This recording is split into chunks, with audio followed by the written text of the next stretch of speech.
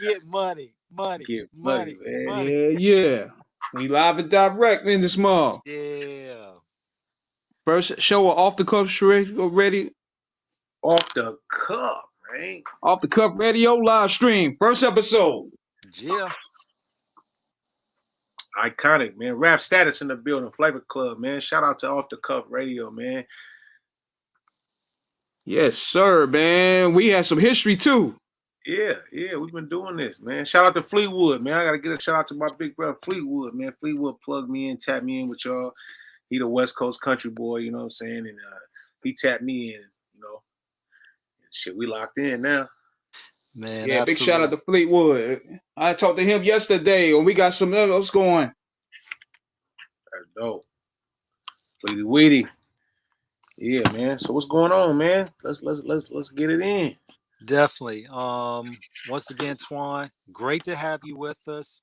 It's been a couple of years, actually about 6 from the last time we actually chopped it Yeah, up. it's been submitted. Yeah, it's been submitted. Definitely for you for that alley you gave us to the late great Nip, man. We Come on, appreciate you man. so much. Thank you, thank you, Come thank on, you. man. That was the biggest, man. Yeah, man. Um, I mean, obviously you've been busy, over that time.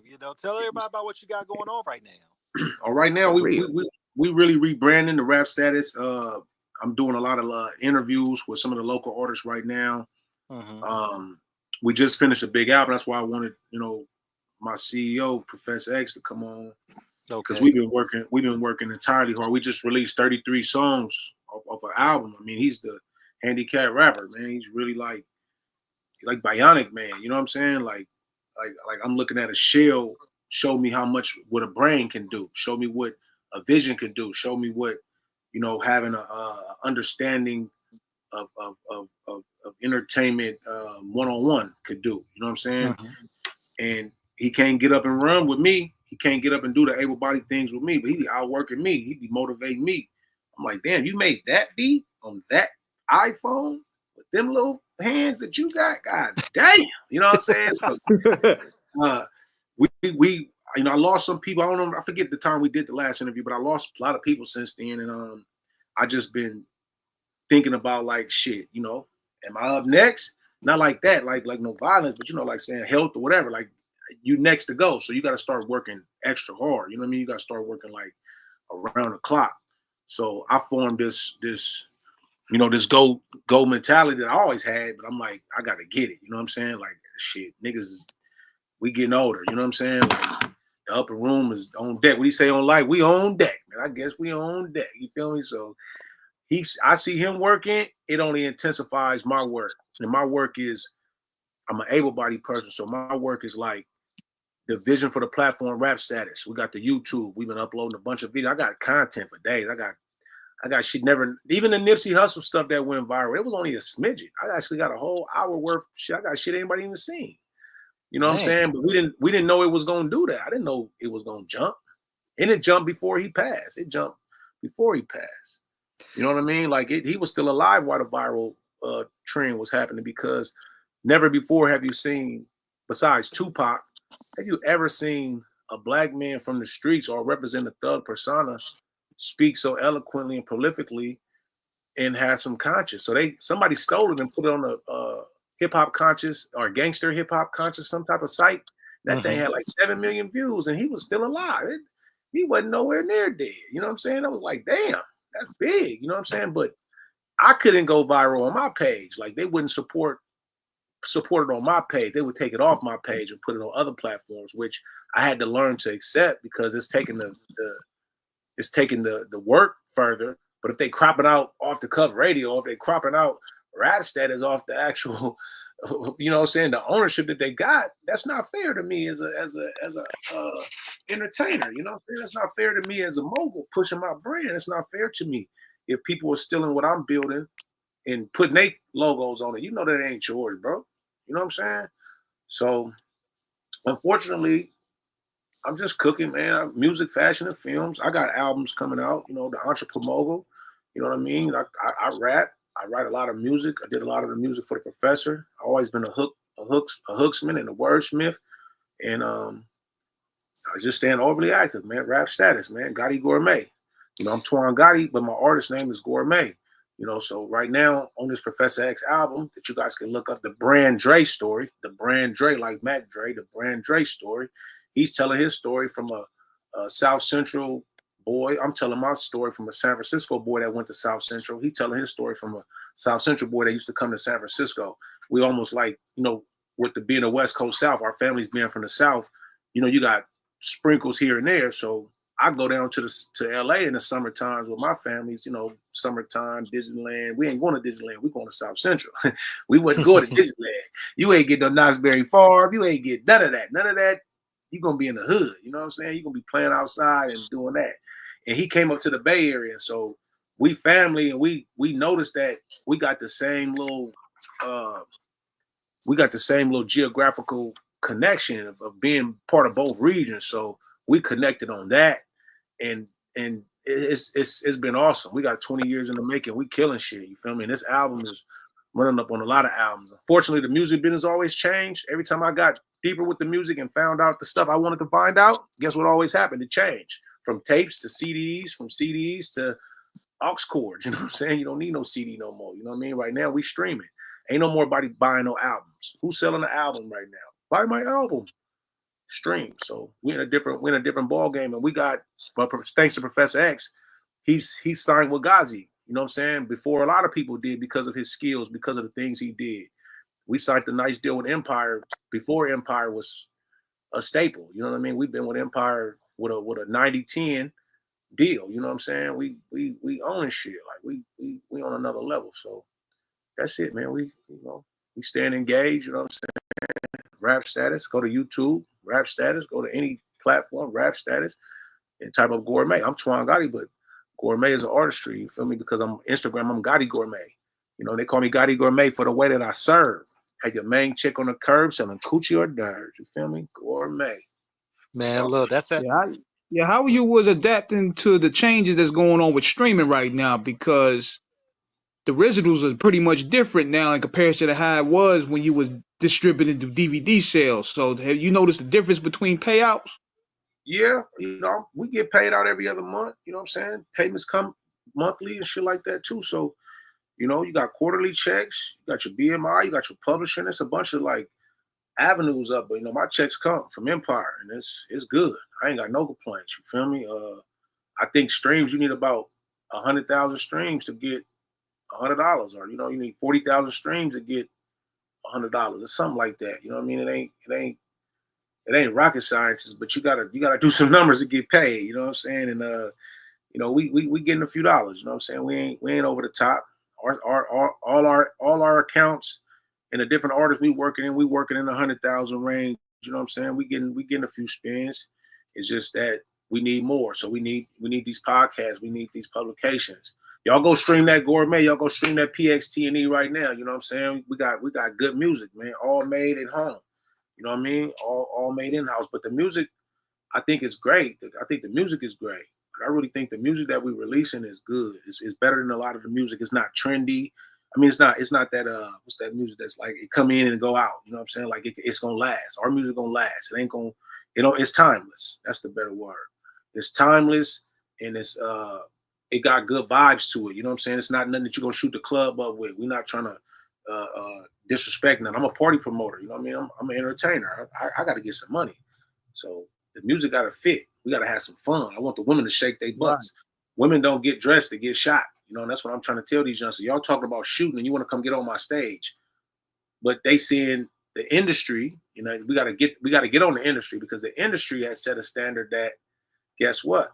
The industry set a standard that, you know what I'm saying, y'all could be whatever y'all want to be. Y'all can you could kill and you could talk all this reckless shit, and that's NBA young boys and all the little Rico acts and the thugs and all the shit that everybody going to jail. Now, you know what I'm saying, they're not looking at it that, this shit was designed.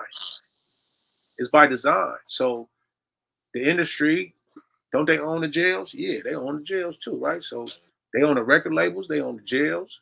You know what I'm saying? They own the insurance, they own the funeral homes when you come to the funeral home, and they selling your organs. So they ain't got no hope for you to make it and be successful. And a lot of our youngsters, they drunk on money. You know what I'm saying? They drunk thinking of wealth. They drunk on fame. So they just thinking that I gotta make it. I gotta make it. I don't give a fuck what I gotta do to make it. I don't.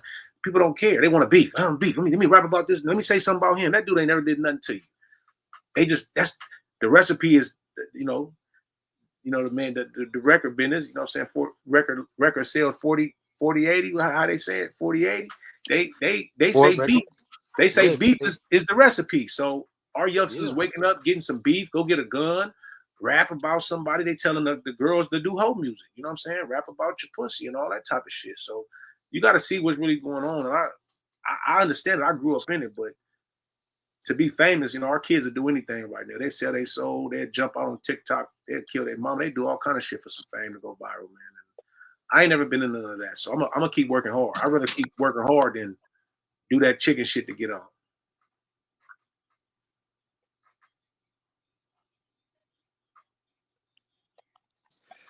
I feel you on that, man. And when we look at the game in terms of how the industry is and the metrics, what you said, Twan, is absolutely essential. It's instrumental. Like, um, where do you think it all began to change in terms of how the music was marketed? That secret meeting that them labels had. I don't know if it was Priority or who it was, but that secret meeting that everybody talk about when the music changed from self-destruction and we all in the same gang, and we had groups like Poor Righteous Teachers and a bunch of people that was doing straight hip hop. You know what I'm saying? And it was a conscious black movement of elevation and progression. They didn't Mm-hmm. like that. They didn't like that. So they took their money and said, man, we these blacks is coming up. They changing, they getting big, they getting stronger, and you know, they going to college and, and they going off to there's Negro college funds going on. They contributing and they doing a lot of good stuff. We need to stir this up. And here come old gangster rap. And it's always somebody who's broke. And I no disrespect to any of us that's been struggling because we come from the struggle. It's always somebody that's broke Mm-hmm. that bites the carrot. They'll take it. They don't care. You know what I mean? They don't care. To be successful and not be in the situation living in the house that I'm living in and my kids struggling and whatever, I rap about whatever. I talk about dope, guns, and drugs in jail and don't give a fuck. I help you fill up them jails. Somebody took the bait. I don't know who. Somebody took the job. There's agents. What's them rap police they used to talk about? Oh yeah. They've been around. They brought everybody down. And that's real from that perspective, Twan. When you talk about where the the whole template changed, even gangster rap back in the day, and we grew up on NWA, we grew up on Compton's Most Wanted, we grew up on E40, we grew up on the Ghetto Boys and Scarface. But I think one thing that has to be noted, because we don't want obviously everybody to think that the shit was all violent, because it wasn't, because even with those songs that would come out, there was always a message behind it. There was a balance. Mm-hmm. And somehow along the way, and this is going back over 30 years when we really look at the inceptions of it, even 40 years, depending on how you want to timestamp it. But now we are trapped in a place with a lot of young people that are ill prepared for the fame mentally, and even more ill prepared of how to resolve conflicts in a peaceful fashion, which is perpetuating this cycle of violence that we have seen. Obviously, when people try to run a certain narrative with it, there's an intrinsic link with hip hop and the streets, because hip hop music, hip hop culture came from the streets, and there's always been violence. But how that violence, came about, how conflicts were resolved, they were two diametrically different situations. And now we're seeing where there is a breakdown of how to peacefully dialogue, how to come to an accord, and most importantly, patch Mm-hmm. things up. Hey, What do you feel about that? I was gonna tell you the words of the YE, and they gonna say that's some old nigga shit. That sounds like all too much right. They don't they just they just illiterate and dysfunctional because, and I'm not saying they don't have no education, but they portray themselves as if they have no education. Everything you just Right. said sound old. Everything I'm saying sound old. You talking about doing right, sound old. You talking about going to school, doing something positive by your neighborhood, you sound old. So they putting age on everything, but you know the Willie Lynch letter said it all thing. It's gonna be battles about age, it's gonna be battles about color, it's gonna be battles about anything that's the differences. So we're in a battle of differences right Right. now. Make them not like each other. Yeah, make everybody not Exactly. like each other. One of my biggest fights, you know, if anybody follow me on social media, you know, I'm a revolutionary, man. I'm active with this shit. Like I really want to change. I was up at my school working with the kids today, kids getting fights and clicking up, but they hear me because I got time for them, right? But who you think they look at? They're not looking up to just me. They looking up to the young NBAs and they looking up to the people that's doing the stupid shit, who going viral, who throwing money all out, who throwing money away. I mean, that's insane. We got so many bills, but we'll go in a strip club and throw all our money around there and go home like we had a good time. And your mama's still struggling. You ain't got no money for her. You feel me? Like it's a lot of things that's happening in our culture that nobody like to talk about because we really just want to have fun. We know we come from the struggle. We know it's been hard. You ain't got to tell me that you ain't taking care of your mom. We know you ain't taking care of your mom. You know what I mean? Like it's so many of them things happen in our era. And I just think the young generation is just really kind of like anti us getting out of this hole we in. It's almost like, man, you should have been made it. You shouldn't even be rapping. I'm like, man, I'm a producer. Like I make music. I've been creating music my life. I don't even have to have no songs. I don't need no beat or nothing. I got words coming out of my head. I got jingles and melodies in my head because I'm come from that era where we used to freestyle in circles and ciphers. I come from that era where you had to write your raps out. I come from that era where you had to go get in the dictionary and find you a couple of words so you wouldn't just be talking about the same stuff. I come from that era where they stopped you at the booth and said, hold on, man, come out that booth. You need to go learn that rap. Shout out to Cool Nut. You know, I was raised under Cool Nut and Ballhead Rick. Rest in My, peace, my, man. my predecessors told me, hey, go learn that rap. Hey, man, you just wrote your rap, but I wasn't as seasoned as them when they was writing their raps on the spot like that. You know what I'm saying? So I had to go learn and perfect my craft. Today, it's anti-perfection. It's anti-do what we did in the past. Anything that we did to be successful, the YNs don't want nothing to do with that.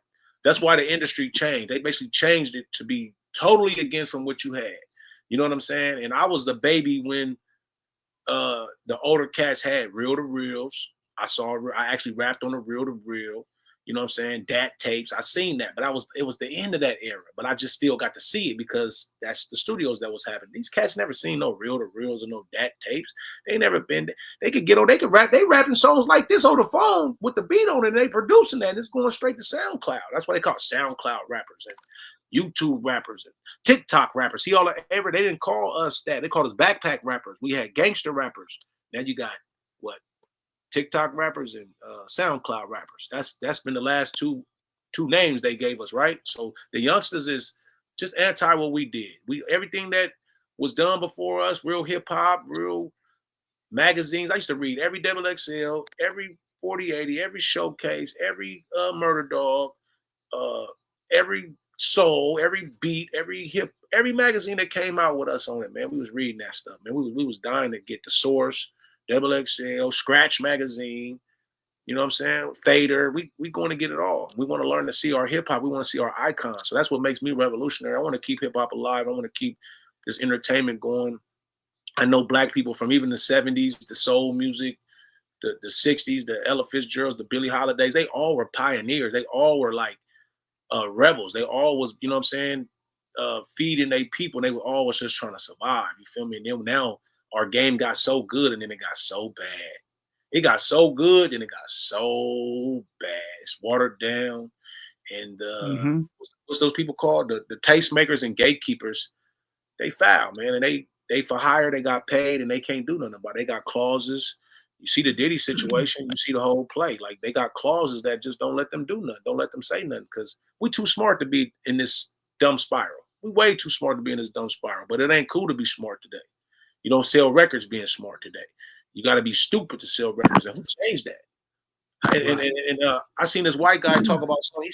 He said, you can't get on a rap and say nothing about Jews. You can't get on rap and say on radio and say nothing about this, but you can say something about killing NIGGA. It was some video I seen. He said, you can't talk about that. Nope, we're not going to let you talk about that. You can't say the Holocaust. You can't say certain things, but they'll let us degrade ourselves. We could do that. We could sell that. So, you know, in my movies or things that I'm writing about, in my little stories, in my posts, my thing is just trying to let everybody know this thing flow together. Again, the funeral homes, who getting paid? Your organs getting sold, who getting paid? You go to jail, who getting paid? You get evicted, who getting paid? You know, we Yeah, and just going on with your concept of rap status, like what was the concept in the beginning of creating that? Because was it to interview rappers or was it just to showcase lifestyles? Like what was the it, concept behind rap status? it was a showcase the lifestyle, but I've been rapping. Like I'm rap status. Like I really got it. I still know a lot of rappers that people feel is famous. They my peers. And I didn't spit bars with them. I could touch some of them. Some of them could touch me. You know, we didn't have spars with people. I didn't verbally jousted with a lot of people, man. I didn't been there. So it's like when I show up, what I wanted to be done was that to know that I was a part of this. I put my coins in, I put my time in. You know, when you play the video game, at the end of the game, you get to type your name up. I wrote rap status. And then they respected that. I'm still Twan Goddi, but I wrote rap status. So if I go into certain like parties or whatever, somebody, hey, what's up with rap status? So it's like, okay, we did that. We put a stamp out there, but I actually did that when World Star Hip Hop and what was the other one that was just before World Star was coming out? I was like, I got to create something that people didn't know that it was me, because I started off as the independent hustle. I'm still the independent hustle, but I started off independent hustle because that's the Bay Area. And I said, everybody doesn't relate to independent music. Everybody doesn't relate to independency. A lot of people frown on this. People want to go shake their ass for a label. You feel me? They want to get a Right. label all their money. We independent out here. We like, what? Man, I'm selling these CDs 10. I seen JT the Bigger Figure. I seen 40. I seen Master Too Short. P. I mean, I Too seen Short was Master P. yeah. You know what I'm saying? Too Short for surely, you know, pushing them tapes. You know what I mean? But I'm over in the city, and it was like all kind of people coming through with tapes and CDs. You know what I'm saying? And Short just had that nationwide stuff because he signed that deal with Jai. He was nationwide. He also was Dope Fiend Beat. Too Short was right here. Freddie B tape right here. You know what I'm saying? And shit, I was singing Freaky Tales and rapping all that shit, man, as a kid. Easy Eat, you know, my favorite. Ain't that man, my favorite, you know what I'm saying? Like, I just watched Straight Outta Compton again and was just like blown away. Like, you know what I'm saying? So I feel like I saw rap status. I saw the eras when it was dope. The youngsters can't talk about nothing in the golden days. You feel me? I used to watch Yo MTV Raps. I watched Rap City. Like, we watched it. We stayed in the house to watch the top 10.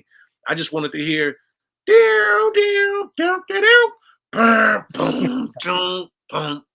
We want easy. I just wanted to hear that as a kid. Like that was my highlight of my day. I can go outside now. I used to stay in the house and watch everybody outside playing, you know, watching cartoons. I'm watching on TV raps. You know what I'm saying? I'm trying to see what's actually happening. You know what I'm saying? And yeah, they had what's the name? The Jungle Brothers. They had all of them in New York with the, you know, they was kind of b-boyish. Had everybody up there. Yeah. You know, but they was housing. They was real positive. They looked like it wasn't street. I mean, it was street people in New York, but I'm saying the music scene wasn't showing streets. You had Coogee Rap and heard some other people, but West Coast just came out with gangster rap. They just came right away. We didn't have no conscious hip hop here. You feel me? Like I never heard, you know, MC Hammer was probably the closest we had to positive hip hop. You know what I mean? And a lot of people shunned him out here. You know what I mean? A lot of people dissed Hammer, but Hammer did record breaking shit out of Oakland. You know what I'm saying? Yep. He was one of the first two rappers. One of the first two rappers to have a diamond album. Yeah, he put it on the map. But they don't respect that. A lot of people here will shun Hammer and go to Short or 40. They didn't do what Hammer done. But they kept it. They did it on their terms. And I said, but Hammer did it on his terms. Like it's just how you want to spin the coin or spin the bottle. You know what I'm saying? But rap status is me knowing all the status of rap, me knowing all the icons of the thing, and I can talk about it. I can go on and be a hip hop aficionado for the rest of my life as rap status. So I built that brand, and I did it my way. You know, I wish I had a lot of help. You know, I wish I had more help. I wish I had more support. So that's why I say when the people steal my video clips, they actually stopping and preventing what I'm trying to do, because I put my logo on that for a reason. If you crop mine out or put some type of watermark, cover my shit up, you know, I'm a street nigga, by the way, but I'm ready to bust you upside your head. But damn, I mean, I can't perform that way and expect to be successful. But I mean, damn, like, I mean, come on, I'm trying to feed my kids too, bro. Yeah, the game is greedy like that when it comes to people sharking your content. Cause we had that situation happen where Yeah, people will literally upload our interviews on their channel and don't even credit us or nothing. They act like they did it. man. nothing. That's cold. And see me, it's crazy because I shunned that. I just took somebody's video clip and put it on my YouTube Shorts because there's YouTube Shorts now. So I'm loading up hella shorts right now. I'm going short crazy. Me and Professor X, he loading shit up right now. If he didn't answer, he probably dealing with something or phone dead or whatever. But like we loading up so much stuff. So we took some stuff that just hit the internet that's actually like some viral shit that's going on right now in the West Coast. It's a lot of gangbang. It's a lot of backdoor, and it's a lot of like these youngsters is just making enemies, and they do that to go live and go viral. You know what I'm saying? Because the fans just like messy shit. So you know, people was engaging in that. I ain't in none of that. You know what I mean? I see people. I don't even like making comments on people's shit because they what did you mean? They want to Twitter fingers get to going. Everybody ready to crash out and blow up their whole Trying to life. figure out what they want to interpret everything to what they want to feel like, even though it's not what you meant. Yeah, they'll take it to wherever they want it to be because they want some hype, they want some fame from this shit. You feel me? So, like again, man, you know, Rap Status, we here to stay. We did a lot of shows. I was doing events as well as Rap Status. One of my biggest shows, top of the, say the biggest artist I think I had was Future. We ushered in YG. I did a lot of work with Nipsey, but I brought YG to the Bay Area for a couple shows, and I told him. I got the footage to prove it. I told him, man, you can come take this thing over. It's a famous route from LA to the Bay, San Francisco to South Central. You know what I mean? Like California is king with the West Coast. You know, got Portland rappers, not like that, but ain't no famous Seattle rappers, not like that. We had Sir Mix-a-Lot, but like we represent the West Coast. West Coast is Hey, California. You know what can't I'm saying? forget Face Sean coming out of Oregon too. We can't forget him. Who's that? Face Sean. Face Sean? I don't think I ever heard of dude. He's No from disrespect. Portland, I believe. Yes, sir. Yeah, I got cats in Portland. I'm just saying big people that didn't Right. So we had like Cool Nuts or somebody up there, Bosco. It's people around, but you said Vayshawn or Krayshawn? Faishon, Faeshhawn. Okay, let's put me up on him. You can send me some. Yeah, he was signed. Yeah, he was signed with Mass Appeal. He's from Fresno. Okay, he's from Fresno. Okay, got you. I would have to get. I would still have to get a bar. It ain't registering. But I will say, California. You know what I'm saying? By itself, Bay Area, LA, Fresno, and the Sacramento area. So that's the Central Valley, the West Coast, Bay Area. You got the Southern Coast, LA. I tell my LA brothers, I got a lot of LA brothers out there, you know, that I do music with. I'm like, y'all from the West Coast South. This is South, Southern California. I'm from the West Coast North. I'm from Northern California. You feel me?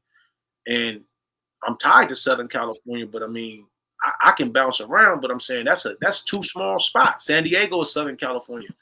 Then you got Central Valley, Bakersfield, you know, all the way up. I mean, I'm not saying no famous people come from there, but it's like the coast cities, San Francisco, Bay Area, and LA, Southern California region are the pioneer places here of what pushes music out. You know what I'm saying? Like historically, you feel me? You can name 5 Bay Area historical icons. You can name 5 historical LA icons. I don't think you're gonna name that in other places. You ain't gonna name no Denver's. You ain't gonna name no Vegas MCs. You're not gonna find them. We hold the West Coast down, and a lot of the artists today will clash. Oh man, them LA niggas taking the Bay Area sound. I heard that today on somebody's podcast. I said, did you just see what Kendrick just did? Kendrick just took the Bay Area sound, put it with his LA sound, and brought the West back. You know what I'm saying? Yeah. He knocked out the 6. He knocked the 6 shining star who been towering over hip hop, Degrassi style. Degrassi been doing his thing. And he knocked his ass down. He shot him out the sky. You know, he scorched that man's soul, man. Mustard on a beat dope. Like that's Bay Area with the LA movement. And what our young LA and our young Bay, because they don't like to listen because they so anti to the game. Where did the Black Panthers come from? This came from Oakland. And where did they go? All over. No, they ran to LA. Bay Area flavor. It's Bay Area flavor because even listen to the third verse, he was even dropping gems about what our ancestors went through on the diss record. I'm like, damn, he educating us and killing this man's career. Come on. You know, and when he say these niggas clicking up, they can't be legit. They can't be legit no 40 water. That's if Kendrick just West Coast and jumped in the hottest battle or the hottest Mike beef war, whatever they want to call it, and he just said be legit and 40 water on a verse, LA dude, Compton dude, yeah, but his family's from Chicago. I think his parents is Yeah, his family. He's from revolutionaries Chicago. from His parents from Chicago. Chicago. Yeah. Fred Hamptons. I mean, that was more Black Panther shit. That's more revolutionary shit. But he had the dancers. All those dancers up there was from the Bay Area. Yeah. You know what I'm saying? One of my boys, rest in peace, Keita Black. His son is Keita the Great. You know what I mean? I know Keita the Great since he was a kid. My DVD, my first DVD, The Independent Hustle, the Guapamentary I dropped, it was called the Guapamentary. You could Google it, the Guap. Instead of a documentary, I called it the Guapamentary. There's money clips. I put a bunch of clips together and called it the Guapamentary. That was my first project, my first DVD. And when the DVD come on, I had the young dancers because at the height, remember Electric Boogaloo? Remember Breaking? Remember Beat Street? Yeah. It was dancing has always been, b-boying and breaking has always been a part of this movement. So we came back with a style called turf and all that little stuff they do, and they call it turf, but that ain't nothing but breaking. It ain't nothing but strutting. They just call, the youngsters don't like to take no names from the past. When I was young, if my dad said, let's take this record, let's take this sample from 1960s, I would turn my nose at that. Like, man, I want to rap, I want to put Easy E sample. I'm gonna sample something, I'm gonna touch the music that I want to do, but he always made me dig in crates. You feel me? He always made me listen to the music, and he would show me that look what MC Hammer, he took that from this. I had a dad that did that. I had a father. Rest in peace, my father. Rest in peace, Kilo G. I had a father, man. I had a mother too. You know what I'm saying? Crack cocaine and drugs definitely eradicated all our families. So we was just left with hip hop afterwards. We was left with gangster rap. Probably wasn't even hip hop no more. So we've been running with broken wing. We've been running with a broken wing. And we start seeing people getting paid. What they getting paid for? They doing what 50 Cent do, attacking Ja Rule. They doing what this cat do, attacking T.I. They doing what this cat do, going after this dude, exposing people. They doing what everybody doing, which is you demoralizing and taking down another black man. I don't think Kendrick went after Drake the same way because we know that wasn't finna spill out and be no shots. We knew that wasn't finna be a gang war. But No. it was all musical. And he put the soundtrack together and made it to the Super Bowl. And now every human being on the planet is talking about those dance moves, and those dance moves come from the Bay. Some of them was probably from LA, but a lot of the main choreography that he had in all those videos he been doing has been the Turf Fiends, which are right here, Oakland, San Francisco, Fairfield, Vallejo, and all the little places out here. You know what I mean? Shout out to them. So turfing and the dance that we do up here, we do a lot of that. I used to go to the wharf, Fisherman's Wharf, and strut back in the days, and we put our hat out. They put the money in, and you do all your little shots. I was a little kid. We was doing that. Cut up a little nololeum, go down there. That was 84. You had your T.I. sweatsuit, you know what I'm saying? You had your little windbreaker, Puma windbreaker on, you feel me? You had your knee pad on, you had your fat laces. That was the uniform, and then it switched and got khaki suits, and it went gangster, and then it went Jerry Carroll, and it went Lokes, and it went, we here today. It's still popping. So I'm glad he did that. So when them cat was saying that, man, the beta, that y'all gotta just get off of that, man. We want too much combativeness, man, for everything. Like, them niggas taking our style, and niggas doing this, man. Niggas, everybody, man, shut the fuck up.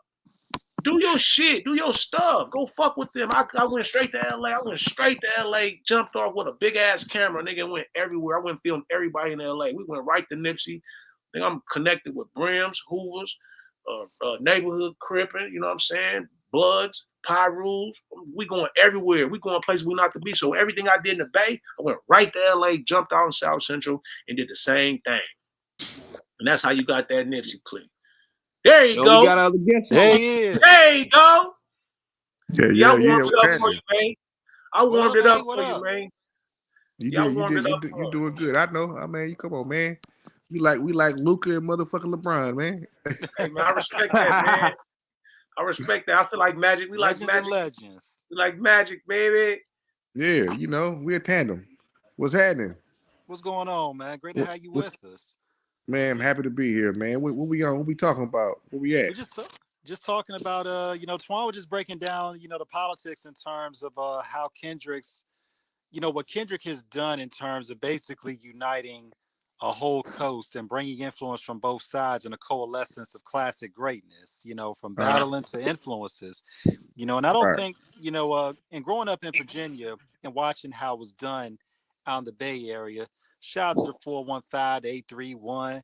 You know, I mean, look, the 510. You know what I'm saying? It's like it was Nine always dimes. look, Crestside, Yeah. Vallejo, Seven Double oh. Rock, Yeah, 600 yeah. Desvadero. You know what I'm saying? Hunters Point.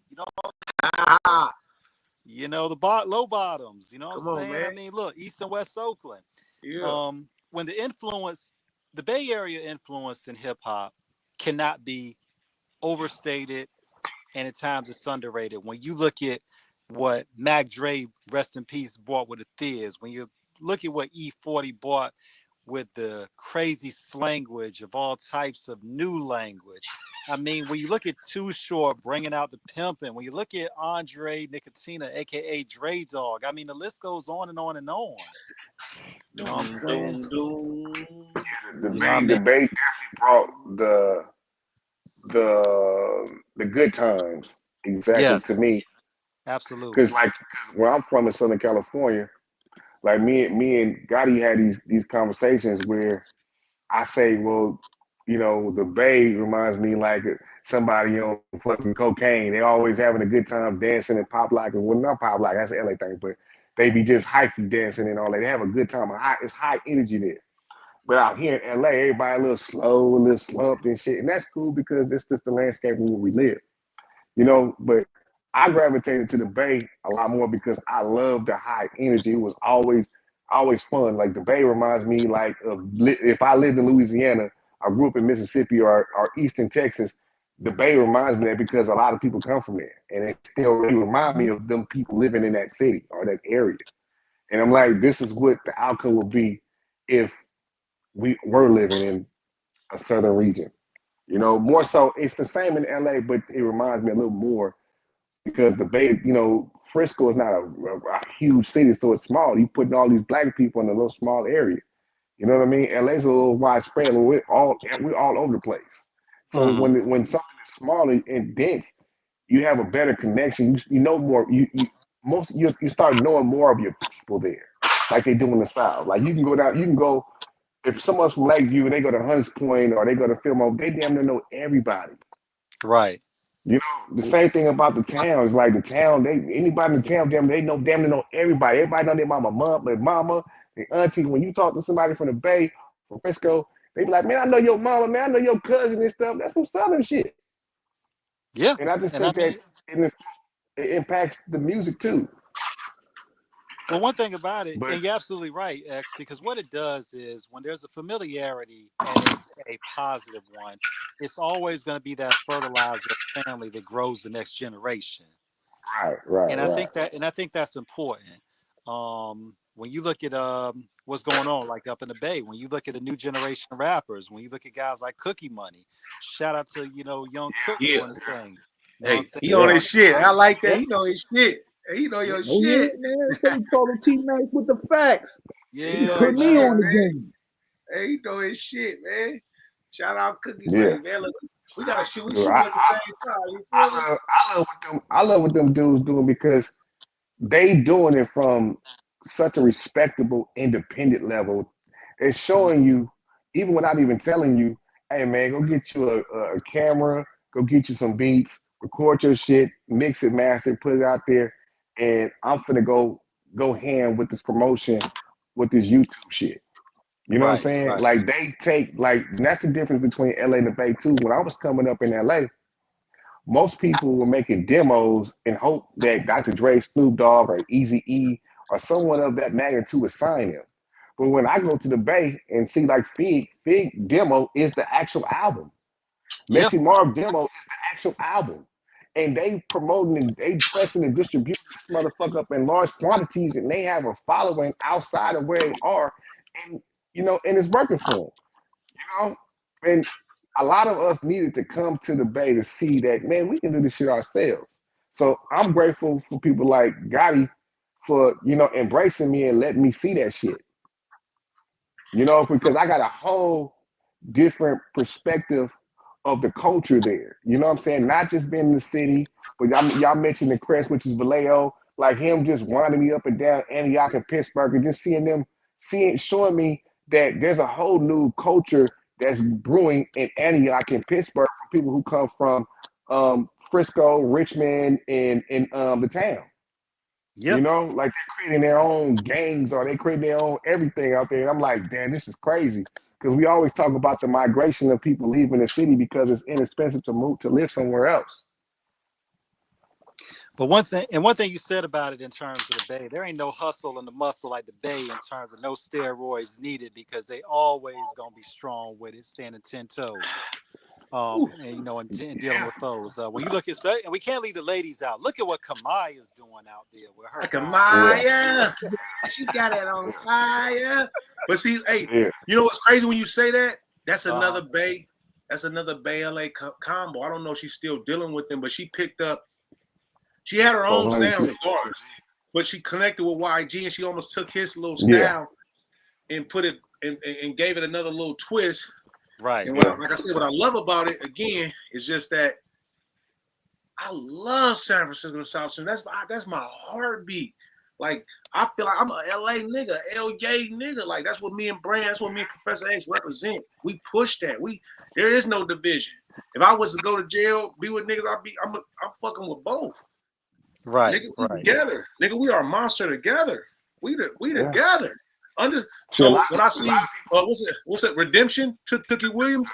I watched the Tookie Williams story when he came to the Bay, and she's sitting to live with his father way back then. I said, "Damn, Tookie Williams' father was from the Bay." Ooh, you feel me? Ooh, right?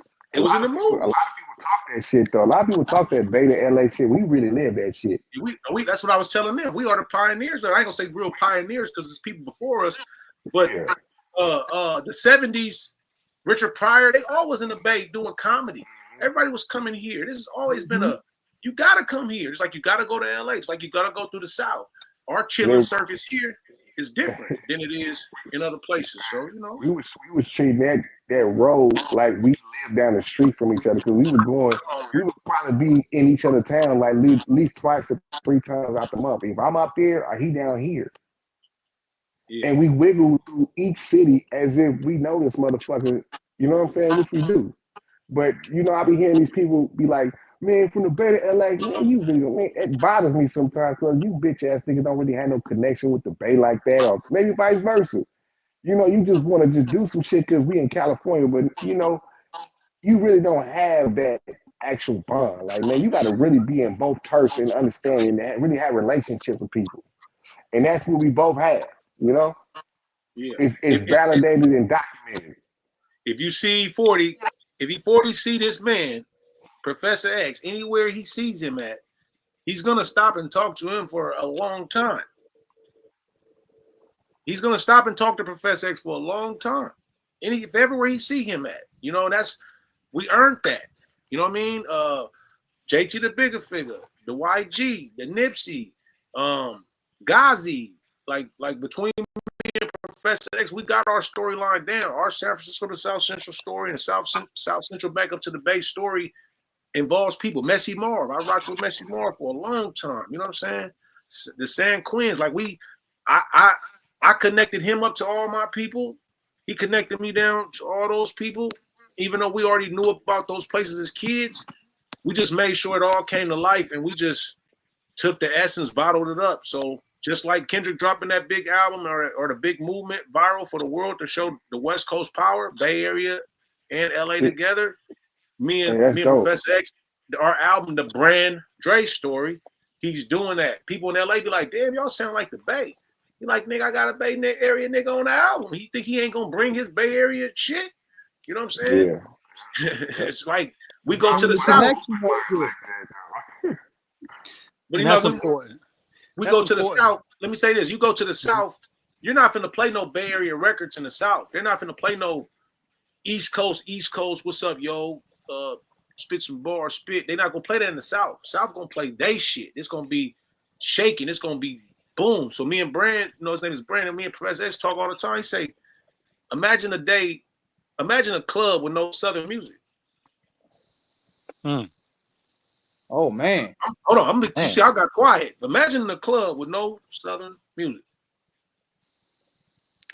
Yes, something to think about. The club would get numb because in LA, you only can play so much I don't know if it's ratchet music now. They, the name could be changed, or let's say Jay Stalin and 50 Rich or whoever the young cats out there doing their thing. They gonna mix it in there. But if you just play nothing but it, you probably gonna miss out on a lot of shit because a lot of those people love those bigger Southern records and shit. I hate that it's supposed to be called Southern records, or whatever. But those are the bigger artists. The bigger artists are always gonna have the crowd participation. Not saying the local artists don't, but those bigger records are bigger for a reason. Yeah, and I think that just has to go in terms of where the marketing has been. And it's obviously no disrespect to the South. Um, we look at where hip hop has been focused in terms of where they feel the demographic rules. But I've always told anybody, especially this younger generation, down south is good, but there's a lot more out there. When you get up to New There's York, when layers you to listen this. to guys like Griselda, when you look at people, that like them that are making dope music, RJ Payne, when you look at what's going out in LA, with G Perico, Cam and China out of Inglewood, you know what I'm saying? Yeah, that boy When you look at tapped in. Mozzie, you That know what I'm boy The tapped saying? gang. in. That boy tapped in, man. He tapped The in, the man. I one love thing that. about all that is this music industry is on off the hits. Yeah, Mm-hmm. all those people making dope ass music, but it's just one thing that's holding them pigeon, holding them back is the hits. The industry is made off of hits, and Right. then whenever they are able to make something that is hittable, it'll go broadband. Like we talking about Kendrick, right? Kendrick Mm-hmm. has Interscope, Dr. Dre, all these other little things that are aligned to make his career bigger. But he shared his platform with the younger artists.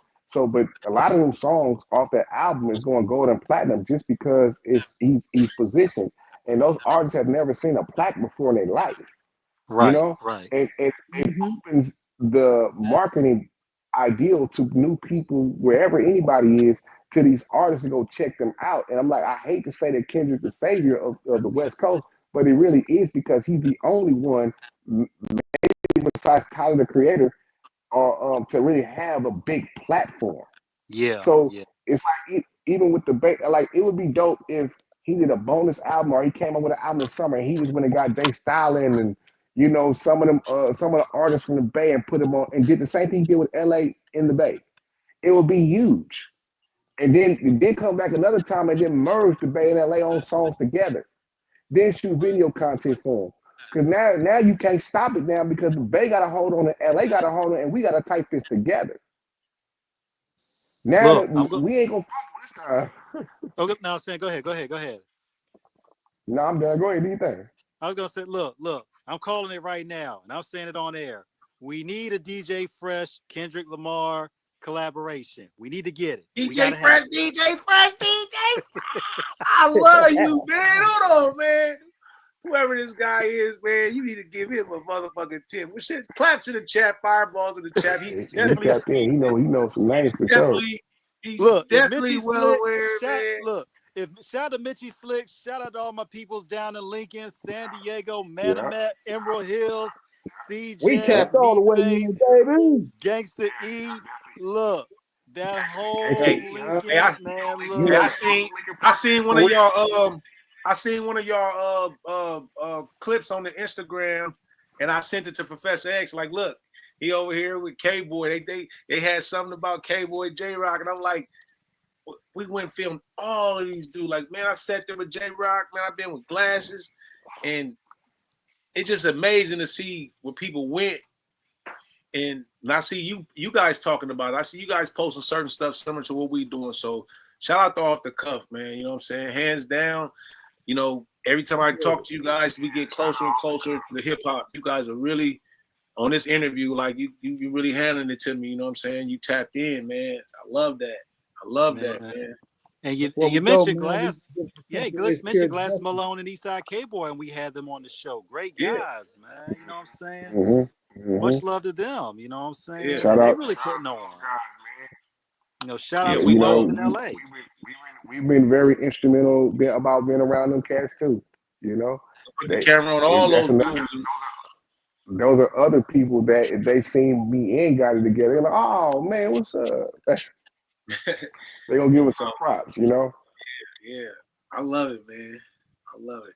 I feel right now though, honestly, hip hop, you know, with our album that we just dropped, you know, we dropping some more music coming soon. I think the only thing we just trying to let people know is like we here and we had our hand in on this shit the last 20 years. We just put a dub in this shit. Really, really like active. You know what I'm saying? Like we had our first record with E40 shit. We hella spent hella BDS on that Getting Guap record.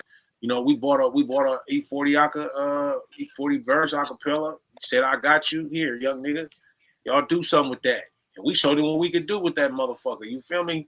He fucked with Professor X, and look what X did. Shout out to Turk Talk. You know what I'm saying? Turk Talk ushered in that shit. We just was with another LA nigga that came to the Bay and got it cracking with that Beta LA, you know what I'm saying? Famous movement, you feel me? And it's just always blossoming. We took that shit and whipped that record up, Getting Guap. I took the hook, I took his hook and I slapped the beat over it. I said, put the clap right there, drop it right here. Professor X got on it. We came with a hit, Getting Guap. He shit, we spent a lot of marketing money. That nigga put a bag behind that record, you know what I'm saying? And we moved around on that. We done went to New Mexico, Phoenix, Seattle, Portland. We was performing everywhere, Vegas, all through the Bay Area chilling circuit and the California chilling circuit. Like we've been everywhere with them records. And then we start seeing that this is something else out there. In the South being the biggest, we had to go to the South. And when we got to the South, they wasn't feeling, not that they wasn't feeling us or feeling that. They want our weed. They love our weed, you know what I'm saying? But they want to hear their music with our weed. And I'm like, you can't just take the weed and forget about us. You know what I'm saying? We ain't just gonna give you the weed and walk away. We're gonna turn our music on too. You gotta let me spit a verse too. You gotta let me say something too. So Professor X challenged me, like I'm gonna put on some down south beats. And we want to be able to go in these studios and you want to get a 2 Chainz to take one of your verses or your songs you're working on, you gotta be able to adapt. So he put me on the first guinea pig, like we had. Shout out to Lost God, our other artist. He put Lost God on it first. Lost God did a whole album with OJ the Juice Man. We produced the album with OJ the Juice Man. Oh wow, okay. Yeah, right now. You know what I'm saying? Called East Atlantafornia. It's called East Atlantafornia.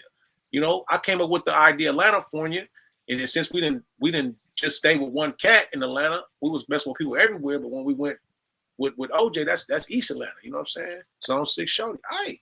So we got a whole album with that. Turn Up for a Check is one of our biggest records. You feel me? With him, that went big. Professor X on the beat. Zaytoven being from San Francisco, you know what I'm saying? He went out to Atlanta and we reached out to him. Professor X hit him up. Hey man, I'm Goddi's little brother, man. Rap status, what's happening? I need to get a beat. Went over there, got a beat. We did a record with Quavo and Skipper the Flipper from the Migos called Living. We brought our LA South Central cats with Atlanta, Southeast region. You feel me? Big record. Produced by Zaytoven. You feel me? Professor X can tell you more what his vision was behind that, but he has a vision sometimes that I don't even understand. I got to catch up with it, but I always get it. I'm like, this dude is pioneering. We just went up to Memphis. We got tapped in with PRE. We ain't trying to be in nobody's politics, none of that bullshit, but we got tapped into PRE through our songwriting, through our producing, through our connections, through our viral movement. You feel me? I interviewed Key Glock. I'm not going to say nobody wasn't checking for Key Glock, but I don't even think nobody knew nothing about him. I did an interview with him because I seen him. I seen him in the studio. I said, hey, man, you rap? He said, yeah. I said, let me talk to you. Let me tell you something, man.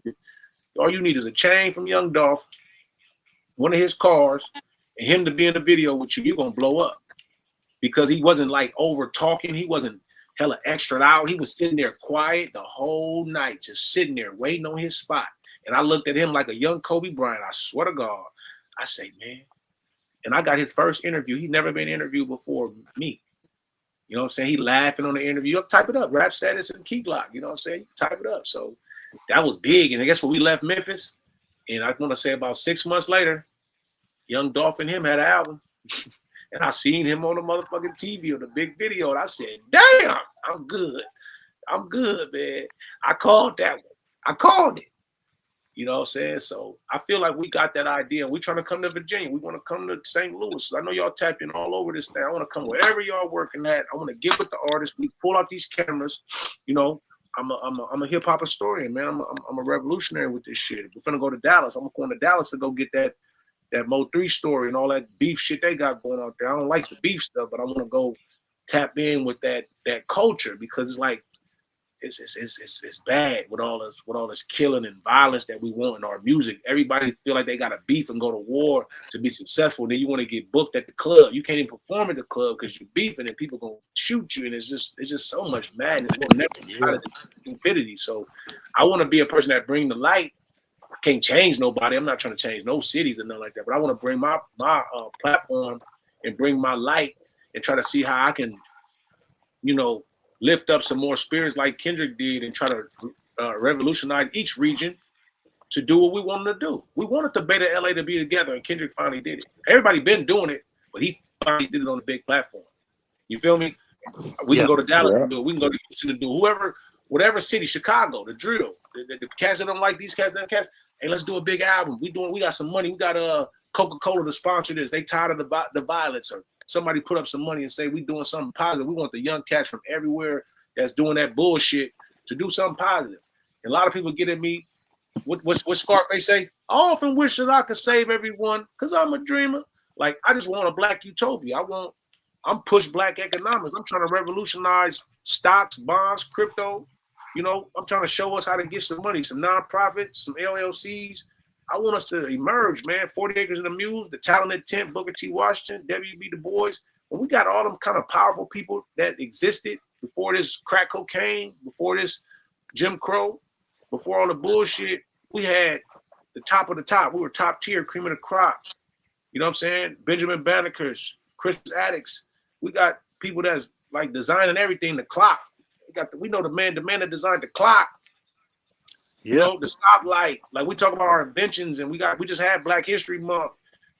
It's supposed to be Black History Year forever. We ain't supposed to shut up by no month. We set a month. We'll take a month from them. Niggas, we got 12 months a year. We can do this every day. We ain't never gotta stop.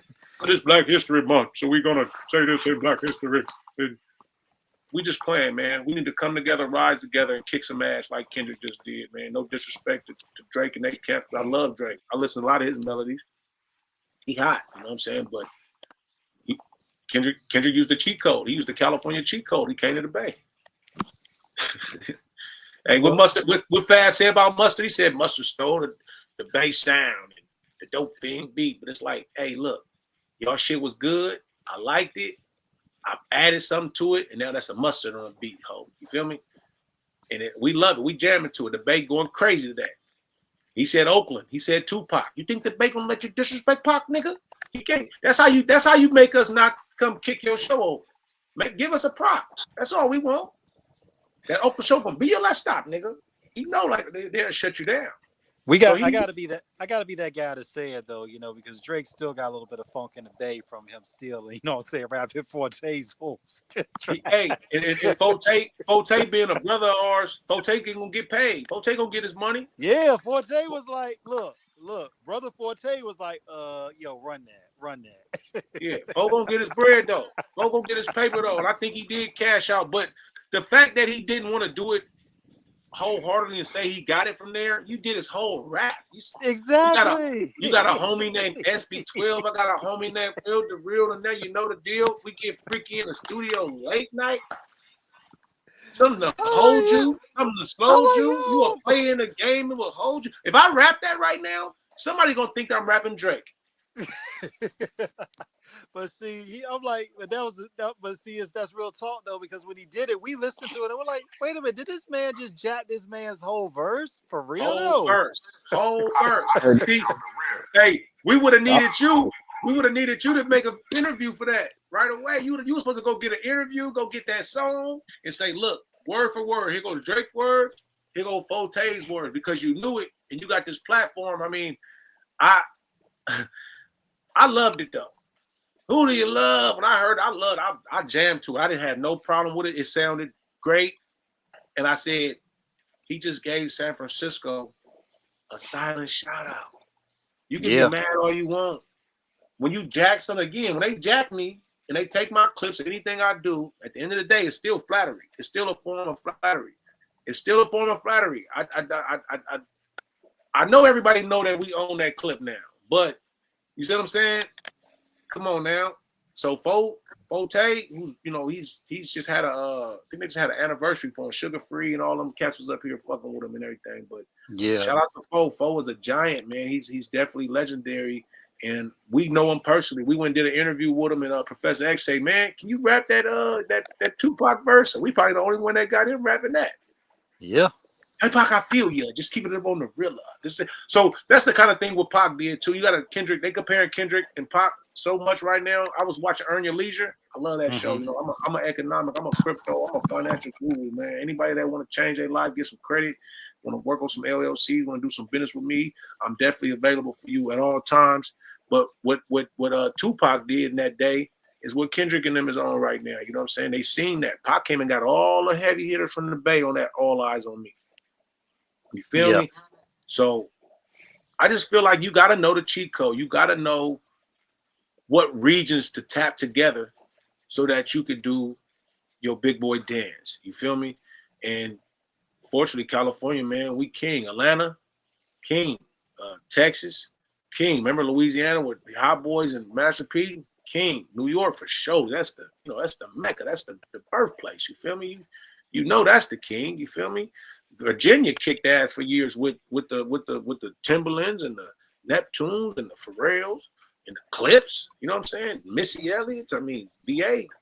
You know, they put their staple in their hand on hip hop. You know, so you go to every Detroit. You know, shout out to my Detroit fan. You know, I'm mobbing out in Detroit. You catch me in the And look, shout out to Icewear Vezo and Payroll Giovanni, man. Come on, man. On the east side, man. On the 6, you feel me? Yeah. Shout out to them boys. You know what I'm saying? Shout out to Rich Life, man. My nigga Bud and them. Shout out to Work Hard. Pay the bills. Pay the bills, She's man. Still doing Low. it. Yeah. Shout out to all my fans, man. Big Webbo. Little Green guy. Blade Icewood's son, you know, he doing easy. Yeah. You know what I'm saying? Doughboy Cash Out. Like I fuck with the D. You know what I'm saying? And I'm out there, you know, I'm going everywhere trying to meet a friend. I'm like the Franklin Saint of this shit. I'm using this Freeway Rick Franklin Saint method as I tap in, I get connected. It ain't about no drugs or none of that shit. It's about keeping the origin with the people. I built the pipeline with Professor X. We 20 years with this shit. It's unbreakable, unbeatable. Yo. One day I told that nigga, I said, nigga, what if we fail out? Nigga, that'd be funny as hell. Somebody say, how you niggas don't get along? That'll never happen, but it'll be funny because a lot of people get together, they beat around, and they fall out. Every dynasty, Shaq and Kobe. You know what I'm saying? No matter who you go, you know what I'm saying? One time it was Magic and Kareem was ready to whoop Magic ass. You know what I'm saying? Like it just happens. You know, we had just stopped talking to each other for a couple of days and call each other. What you doing, nigga? What you doing? You know, I got a beat for you. I was thinking about you. I'm like, ooh, we made that beat for me? Ooh. He just make me go right back. Got the studio right here. You know what I'm saying? It don't take long to get active. You know what I mean? So I love this shit, man. Like I said, I'm rap status, man. I've been around hip hop. What's that group? Hip hop since '84, or somebody had that company, hip hop since '84. I'm like, I was hip hop before that. Shit. I was fucking with this shit when I came out the womb. You feel me? Straight up. X trying to get back on. Maybe his phone probably died. Yeah, to bring him back on. Yeah, man, we jamming though, man. Off the cuff, man. Y'all doing y'all motherfucking thing, man. Yeah, man, we had to find another platform, and this was way better. Yeah. I was on this StreamYard. I did a community podcast one day with a group. So when you sent that, I was like, okay, yeah. And I made sure I went on and got on first to make sure it was gonna work because we didn't have technical difficulties before trying to get on. I didn't want to waste that time, be responsible for everybody's time. I know a lot of y'all on the East Coast time. So shit, you know, it's Ramadan right now. I've been fasting and praying, man. I've been on my 3rd year of this. And, Okay. And I ain't had no water since 6 a.m., man. No food or nothing. But I got plenty of energy right before I timed in with y'all. It just all kicked in. Every day around 6, I be ready to eat because I ain't ate since 6 a.m. But I be ready. I'm so powered. I'm so charged up. I'm so lit. You know what I mean? And I got crazy energy. I ain't had nothing. I ain't eat a crumb. I ain't had a cracker. You know what I'm saying? I ain't had a communion cracker or a sip of juice. I ain't even had that much in my stomach since 6 a.m., man. Sundown to sun up, man. And you know, love to all my brothers and sisters out there that's observing right now. You know, I do it for the people, man. We got kids and you know, struggle. It's a struggle on that other side of the globe, man. And they real strong and they real fast and they real good with people. So I'm working on my insides. I'm working on my body, my chi. You know what I'm saying? Trying to get lined up. Because when I drop this next project, man, I plan to kick up some more dust, and I'm bringing all this conversation with me. I'm bringing all these receipts. I'm bringing this Nipsey. I'm bringing this YG. I'm bringing this documentary. I'm bringing this Bay Area. You know what I'm saying? Shout out to Mr. Fab. You know what I mean? That's a brother of mine. You feel me? We go way back, doing our shit. You know what I mean? I'm bringing the Messy Mars stories I got. I'm gonna bring them. I got Mac Dre stories. I got a picture of Mac Dre. We actually. And I don't like to use like we taught him something or did something, but you know, we were in Hot August Nights in 2000 when the pill game was crazy. I don't pop pills. I ain't never been on no ecstasy or nothing like that. But pills, the Thiz movement was going crazy. And I got a picture. I still got the picture. I had a disposable Polaroid camera, bro. That's how iconic this is. I had a disposable Polaroid camera, and I was taking pictures of my niggas about 7 in the morning. We all been running through the Reno Hot August Nights, and it was about 7 in the morning, broad daylight, early morning, and out of the clear crisp thin air jumps a root beer cutty. It just come out of nowhere. It jumped the curb. It jumped the curb like out of a portal. I swear to God.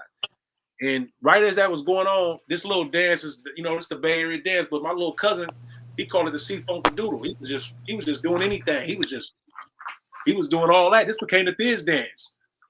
He was high. He was on a pill. He was just, and Mac Drake jumped out the car and started doing what he said. I want whatever he on. Give me whatever he got. My niggas they all rushed the area because we was like, this Mac Drake. So all the Frisco cats surrounded him, and I can shoot y'all the picture so y'all can post it with the interview. But they like this in the picture. The cat that I'm saying doing all this, not rest in peace, free him, but he locked up. He was doing all that shit, and Mac Drake started copying him. He started copying them, and they was just doing all that. But Mac Drake did have a Thiz chain. He had a little Thiz chain. He had no dreadlocks. Was no dreads. He was the Mac. He wasn't like we made him. He was already Mac Drake. But I'm saying when he jumped that curve, he swallowed the pill. They gave him a pill. He swallowed the pill, and they just kept just moving around. And I took a picture, and I got that picture still to this day. It's crazy. The homie Dregs One doing the history of the Bay. He had came over and did a song with me. He was hanging out with me. He did this artwork for me. It's an iconic thing. I'm gonna show y'all this. That's Cool Nut in the middle, Lil Swoop. And okay. You know what I'm saying? Dregs One made a famous mural for them, and he made this for me. So he was over there with me. He made this for me. Dregs One, History of the Bay podcast. I don't know if y'all checked that out. He got a dope ass podcast out, but he drew this for me. That's Cool Nut, legendary right there. I turned this into a shirt. You know what I'm saying? And Dregs drew that for me. So he was over. He saw my picture with the Mac Dre. He said, "Damn, you got Mac Dre." He took a picture of it and he posted it. And then the Thiz guys got it. Everybody got it after that. You know, when you got a picture that's a picture that only I had. Nobody had that. Wow. Clip. And he took a picture of it in my house and he posted it. And now Thiz Nation and all them got the picture. You feel me? And I don't like to get behind stories and be like, because I don't say like drama, but I don't like negative rhetoric. So if I talk about something, this like, oh, that ain't happening. I don't be liking to tell stories so people come by. That ain't happening. I don't be liking that. So I never really tell the story like, oh, I need to get out there and get in front of these stories. But all these stories matter. Everything I'm talking about is part of the episodes. It's part of the, you know what I'm saying? It's part of the display. So Mac Dre took a couple pictures with us and shit. Got all that, got all those receipts. And one day he dipped up on me again. We was in Frisco at a party. He dipped up on me. He said, "Cuddy, you got some weed?" I said, "Hey, man, it's me, Goddi." Woo, woo, woo. He said, "That's why I stopped on you, Cuddy. Hop in." So I mean, like, I didn't got to do that type of shit. I've been with Cool Nut. I got to meet Dre. He a cancer like me, you know what I'm saying? But I'm like, that's crazy. I'm like, I didn't fuck with the legends. I rocked with the legends. You feel me? We was in the studio doing Rompilation 2. You know what I'm saying? It's just big. Like, I never met Eazy-E. I never met Dr. Dre. You know, I never met like other big West Coast pioneers, but I got to see some of the pioneers. And Messy Marv, right in my backyard as well. You know, he revolutionized the West Coast independency at a point in time when it was dying, and he went and got with the South, and he had something big going on. I got to be a part of that. You know, we know E40 a little bit, and got to see a little bit what he was doing. I got to get with what's my boy? I've been watching Mr. Fab do his thing for some times. That's my brother, and he's a staple. Whatever he doing, you know, I'm supportive of that. I got to see the Bay Area like become a face of independency with Goddi. You know what I'm saying? I got to see that, and I knew Goddi. Goddi mixed our first album in 2002. The first project we released, it's a mix and master by Goddi Shammy. That's crazy. You know what I'm saying? He did something with the end grooves and he started Empire. And I'm like, damn, I got that story, got this. I'm a part of all these stories. So that's what make it rap status. Like we a part of all the stories, bro. They can't tickle us out. They cannot etch or sketch us out the game. They could watermark us out. They could watermark us out, but they can't keep us out. Not at all, man. We can't kill the grassroots. Yeah. So that Nipsey shit, you can't take it because you see Professor X in the video. You see Nipsey. It was what's that boy name? Cali. What's his name? Kid Cali. And our artists Young Create. All three of them right there was neighborhood Crips, and they all deceased of gun violence. You know, gun violence been taking our babies. They've been taking our people out for a long time.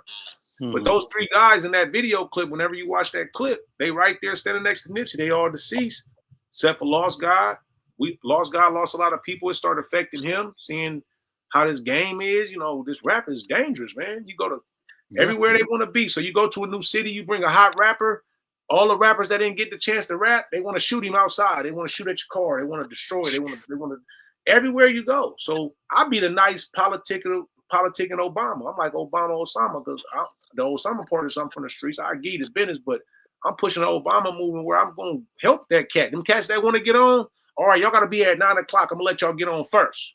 I like to diffuse the problems. You know what I'm saying? I don't like to intensify. Right. He's solutions oriented. So wherever I'm going, I bring the camera. So if we go to a new city, we do an off-the-cuff tour with Rap Status and Professor X, and we doing this mobile stuff because y'all really good. I could go somewhere with y'all like Wallow and Gilly, man. I see it.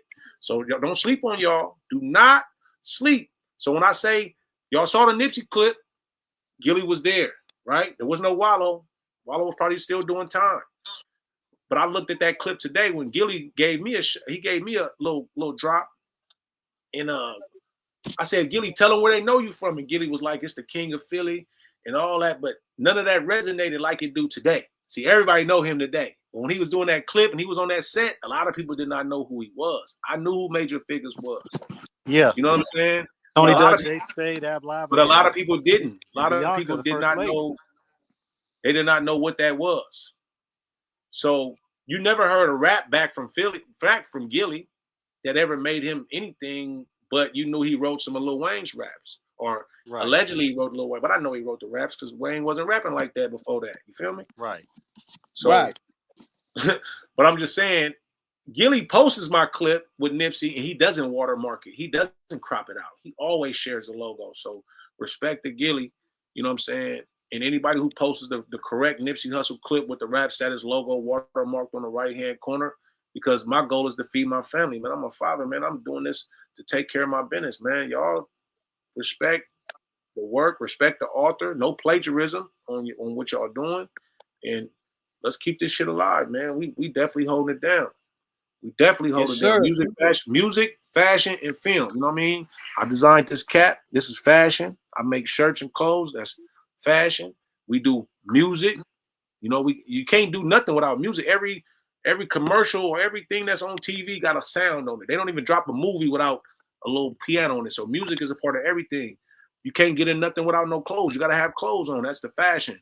And then everything got to be filmed, documented, and that's what we do. There's nothing that we don't do that's not documented. So I'm always filming, always pushing fashion, always making music. Music, fashion, film. That's the project I'm getting to drop summer of 25. We just wrapped up Professor X's Brand Dre story. You feel me? Beta LA movement. A lot of people, they hate. They say, man, shit sound like the Bay. A lot of LA cats like, but I'm like, y'all coming to the Bay now. Y'all just starting to get Y'all just starting to get outside of the motherfucking 10 freeway, man. Y'all just starting to get up. Y'all just starting to move around. We got people from Virginia on this podcast that know more about the region than you. They know everything. They seasoned. They moving around. If you don't move around, you won't get around. And that's what Professor X, he beating everybody's ass on that. That boy took me to Phoenix, Player Zona. We call Arizona Player Zona, man. Arizona is nice. That's an unkept, untapped market, and we out there functioning out there. We go Shout to out Jaguar. to 602. Oh, yeah, it's bad. It's baddies out there and everything. Everybody want to go to Vegas. Oh, to Vegas, the West Coast of Vegas. I'm going to AZ every time. I'm going to AZ every time. Player Zona. You know, we want to get back to Smokelahoma. I want to get out to Texas. You know what I'm saying? I want to go out there and fuck with y'all in Virginia or wherever other cities y'all tapped in. When I like to come fuck with people who doing what they do. And we'll do a live radio show. We'll make a gang of episodes because after we do that, I'm like, what's the clubs y'all got? You got any promoters? Who you know? Let me call them. Hey man, let's throw a party tonight. We're gonna do an off the cuff rap Saturday show. We're gonna do a talent showcase right here in the city. Let's go. You feel me? I know how to throw parties anywhere. I can run a club with my eyes closed. I got booked to throw a party on South Beach, and that was the funniest shit. I was like, nigga, he said, do you know how to throw a club? I said, yeah, I throw a club anywhere. Put me anywhere. He said, I'm throwing a party in South Beach, a Raider blackout beach. I'm gonna fly you out, paying for your flight. You stay at the hotel, everything. And I'm like, I ain't never got flew out to go do nothing. I got flew out to run a motherfucking club, nigga, on South Beach. Oh shit! It was lit. I could go anywhere. I just pretended like I was still at home. I didn't act like I was somewhere different. It's the same shit. $20 at the door, $40 at the door. Break it. Hit the internet. Publishing. Like, so when I started as an artist, I was an artist when I was just like a young cat. I just was an artist. Just was an artist. As you get older, you start evolving. Fab manager at the time, Gary Archer. I remember one day he said, "Man, everybody can rap. Everybody can rap, man. Get you some interns. Get you a file cabinet, and get you something else. Get you a camera. Go out." And I did all that. So I went around with the camera, caught it all. But I was still a dope artist. I was an artist that was dope with the freestyle. I was an artist that was dope with my pen game. You know what I'm saying? It's just that we from the Bay where there's so much competition. There's so many artists. Remember like the headhunters on the Cadillac Records? Like you got to go in a club and go after it, nigga. Everybody want to just come chop your head off and start beef. So we don't really make it because of beef. You don't know, so many cats that's hot. As soon as he get a hot record, he perform at the club. The cats waiting that didn't get a chance. Fuck this nigga, they dead. They fuck his dead homies. And now he got a beef with them. It's a shootout. Now it's more problems. Then the clubs don't want us. The clubs won't let the black people back. You can't bring the rap back. That's why our game is fucked up. So that's what's preventing us from making it. I'm trying to do my best to clean that up. I'm trying to do my best to document that city to city, state to state, and say, look at me by myself, or me and Professor X and maybe another homie or two.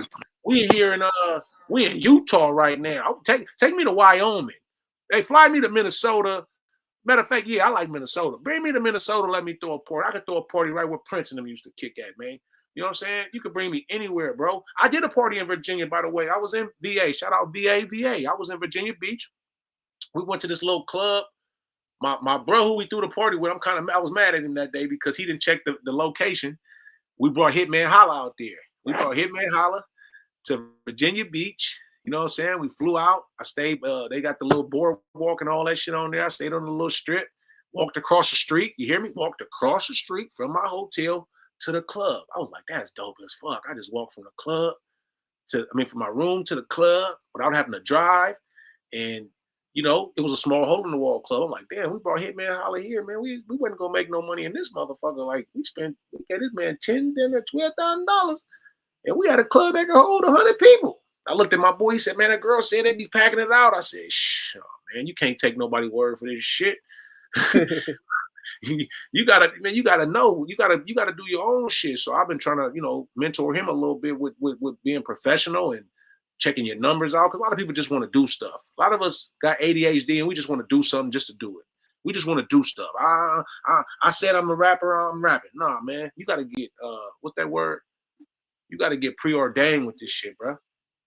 You got to get preordained with this shit. And I think that's who we are. Me and Professor X, we preordained with the game. You feel me? I call him Brand Samuels. He be giving me game about these women and coaching us about this shit. I be laughing at him because he's just so sharp. So my goal is to bring him to the light He definitely known all over the West Coast for me. He definitely known all over the Bay Area for me. You know what I'm saying? I definitely got him tapped in my region, you know what I'm saying, for what I've been doing.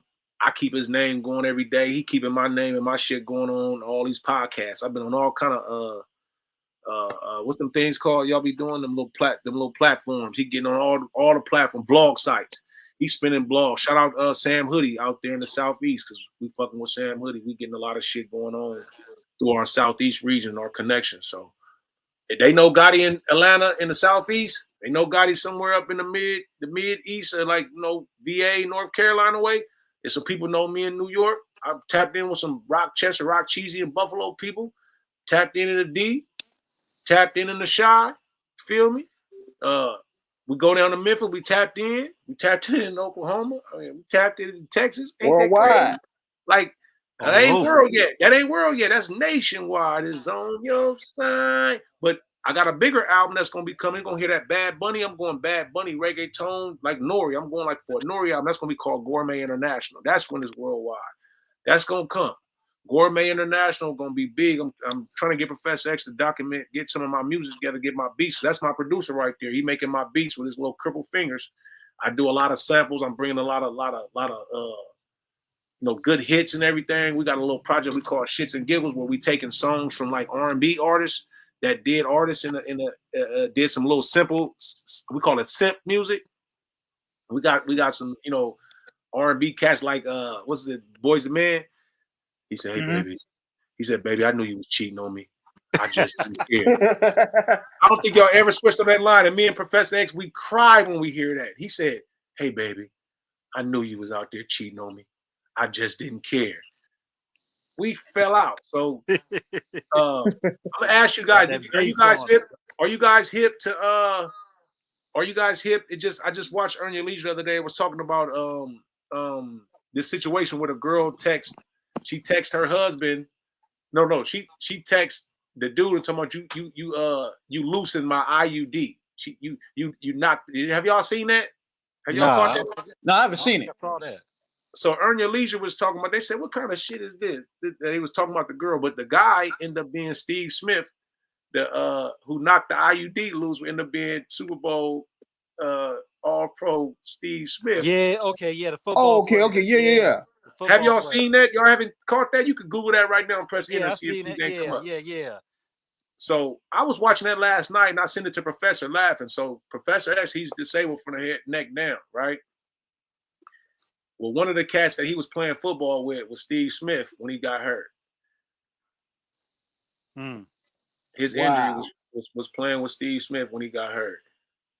Dirty game. Yeah. No, it wasn't even dirty. It just, kids being a little negligent. It was a little negligent situation. But I'm saying it was funny that he's dropping his album and we hearing about this guy around the same time. So I joked it with him. I said, man, I want to do something to tie you back into that dude. I would love to get him back to just speak to that dude. You know what I'm saying? Just to be like, hey man, you remember that happened at California High way back? We'll be like, yeah, I know he gonna remember, you know what I'm saying? But he's still pushing. They told him he wasn't even gonna make it. He wasn't even gonna live to be, because of his injuries and shit, the spinal cord severity. And that's why I said I push him. He's a handicapped rapper. I want y'all to really get doses of his music, because I feel like it's great. I feel like if Kendrick's seen him, I feel like if anybody can see him do what he do with them little fingers on that goddamn keyboard that he play on, it's gonna go crazy. I saw E40 blown away. E40 said, "Y'all did that with that?" Like, he was blown away what we doing. So I just feel good to know that we really not just lethargic with it. You know what I'm saying? We not just, we grassroots, but we not under grass. We not just underground. Like we actually above air, and people can see us. When we go to these different towns, we tied in. We functioning. You know what I'm saying? So it's about to be a big year, man. And I hope this summer 2025, you're going to get my shit. You feel me? I'm coming with the Entrepot Mogul, music, fashion, film, where you're going to get more about what the rap status was, what my brands are about, what my movement is about. You know what I mean? Music has been in my life. I've been writing music since I was a child, man. Absolutely. Yes, sir. Yeah. Yes, sir. We about to probably wrap it up about 5, because I'm looking at the timing. Chop it up. But you have any shout outs you want to give out? Shit, I've been giving them all day, but it's definitely Off the Cuff Radio for having me. Shout out Auto Tune Specialist, DJ The West, Mr. Ian Carter, the BMI guy. He calling me on the phone. He tapped in, listening right now. We on Off the Cuff Radio. Sir. Shout out the Dream Team, my boy Paperboy. Shout out to everybody, man. You know what I mean? But this San Francisco to South Central, man, we trying to bring the West Coast to the world. You feel me? Not trying. We're gonna bring the West Coast to the world. They already watching us. They already tuned in. Yeah. So we just got to make it more. And I want to do more classes, and I want to do more mentorships and do more building with inner city communities around this hip hop shit, because we can teach publishing. You know what I mean? We talking about intellectual music properties right now with my boy Ian Carter. We really bringing in like the science about showing people how to get their music and get paid for it. You making music, get paid for it. You came up with a funny joke, get paid for it. That sound, like how you know on the back of the Instagram when you upload something, you see that sound becomes an audio. That audio is an intellectual property. You know what I mean? You guys replaced it. You redid the Nipsey clip today to post it for the interview. You know, that's good because we busy. We doing business together. I don't mind that, right? But that little clip, that little sound, people can monetize on that little sound if it's not covered. And I'm learning that from a lot of people how we can get paid from different streams of royalties and different music royalties. So that's what time it is right now. Like, we gonna get paid forever off this shit. We gonna make a movie and put our music in the movie, right? And we're gonna do an interview with you guys and throw the music in the interview. So whatever we do, it's always laced in and getting paid multiple times, not just one time. I want to get paid as a producer, paid as the artist, paid as the composer. You dig? And I learned that from Auto Tune Specialist, DJ The West, Mr. Ian Carter, Mr. Laurent. And that's what time it is, Rap Status. So I didn't shout out the rest of the world. I'm just shouting out the niggas we cooking with. I'm only cooking with 2 or 3 people right now. It's just us against the world. Professor X and his crew, me, my crew, and Dream Team. Rap Status, Dream Team, and Professor X. That's all we rocking with. And if Off the Cuff gonna support us like that, I can get you a lot of artists. We can do this with a bunch of people and keep this shit tapped in from the West Coast to the East Coast. Bookends. Y'all got the East Coast, we got the West Coast. We put it together. Everything in between is ours. So that's what it is. Rap Status, Flavor Club. Yeah, Flavor Club. You know what I'm saying? Rap Status. You feel me? That's all it is. And Dream Team, T Gang. Yeah. No doubt, man. And what we gonna do is we're gonna end it on that note, and we're gonna be playing one of them joints from the album just to show that love. Come on, let's hear that shit, man. So yeah, man, we about to peel up out of here, man. Thank you once again for tuning in, and everybody that's tuned in and logged in and checking us out. We on this platform now, and you're gonna be hearing more interviews, more content. We back at it, y'all. That's right. Yeah. Salute. Peace. We out. We the move. You made me laugh. Who the fuck is that nigga in that wheelchair?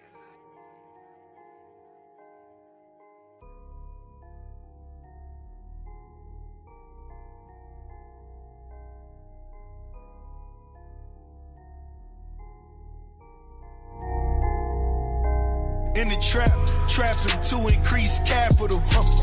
No longer cruising with the windows down, hand on the pencil. Still on the block in my Reeboks. Still on the block in my Reeboks. You ain't really know who really called shots. You ain't even know these was the Basquiats. Still on the block in my Reeboks. Still on the block in my Reeboks. Mama. Why my daddy? Why he gone so long? Oh, he on 89 and Bud Long. Flicking work with a pocket full of stones. Chip up in the phone. Another page saying it's on. Things lined up by the gate, scratching like they got eczema. Dope is coming by the blood. They treat my daddy like he FEMA. Wake your ass up, little nigga. Nothing coming to a dreamer. If I catch you falling, I'ma whoop your ass. I'm raising leaders. Womanizer. He kept on fucking Tina. Cheater. If I catch you again, I'm a fucking legend. Got it good up in in the hood. By all means, we a family. Where you gonna go, huh? You can't even afford to leave. If you start to run, you better leave my motherfucking son. I mean Yolanda, hop on your Honda, call Miss Break, I mean her mama. I'ma kill Rick if he harm me. But mama, I'm his wife and that's his life. It's normal that couples fight. I gotta raise Brandon right. My mama love that hustle life. My daddy start to lose his sight. Sneaking in the bathroom late at night, smoking crack out of a pipe. We laid up on the mortgage, had to call my granny and my auntie. Can you help us, Annie? They gave us plenty, thank God now we back. Pops got clean, and that's a fact. Put them back on with a care pack. This verse is about a love song, living in a trap. More other story, nothing ever fell in our lap. Trapped to increase capital. No longer cruising with the windows down, hand on the pencil. Still on the block in my Reeboks. Still on the block in my Reeboks. You ain't really know who really called shots. You ain't even know these was the Basquiats. Still on the block in my Reeboks. Still on the block in my Reeboks.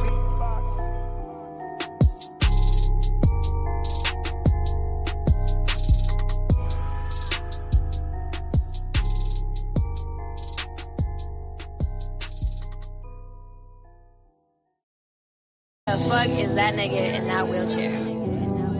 T&E. We the movie. You make me laugh. I remember all the gunshots. I remember all the pistol play. I remember all the kids from around the block. Whoa, how we used to play. But now that we grown up, niggas turn buster and pony as fuck. Bitches out here licking, set niggas up. Used to be on me, I see you up us. Keep it up on me and God that I trust. I keep it on me. 40 with a switch, got it on me. Pop a nigga in like a cantaloupe. And fold a nigga up like an envelope. Just no bitch, and she moving out of suspect. She the only one to know where the money at. And I ain't taking no losses. I'ma play the game cautious. I'm changing up the whole trap like that. I don't trust a nigga or a bitch like that. Why you even got him in my shit like that? Shouldn't even trust your ass like that. I remember all the gunshots. I remember all the pistol play. I remember all the kids from around the block. Whoa, how we used to play. But now that we grown up, niggas turn buster and pony as fuck. Bitches out here licking, set niggas up.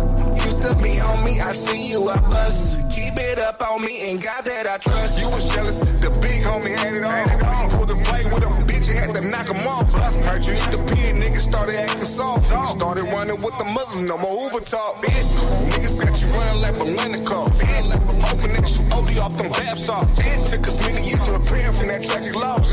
First entrepreneur we seen, yeah, real boss. Suzuki's on them D's, down on Bancroft. We were little bitty kids, man, we seen it all. And when our police came around, man, we don't recall. We the 9-4 babies, man, we remember all the gunshots. I remember all the pistol play. I remember all the kids from around the block. Whoa, how we used to play. But now that we grown up, niggas turn buster and pony as fuck. Bitches out here licking, set niggas up. Used to be on me, I see you up us. Keep it up on me and God that I trust. After school, we used to walk home. Certified steppers get us stalk on. Go upside that boy head quick, he try to talk wrong. Little poodle getting his bark on. Fresh up out the porch, too early, he got chalked on. Couldn't fight and he got sparked on. Remember quarterback and hitting niggas up with bullets. Then they come around the corner hitting niggas up with bullets. Little mama play with Barbie dolls and Jackson. Now a pussy call setting ballers up for Jackson. Tattletellers, he grew up to be a rat. Told it all to the feds, straight I remember all the gunshots. I remember all the pistol play. I remember all the kids from around the block. Whoa, how we used to play. But now that we grown up, niggas turn buster and pony as fuck. Bitches out here licking, set niggas up. Used to be on me, I see you up us. Keep it up on me and God that I trust. The fuck is that nigga in that wheelchair? That nigga in that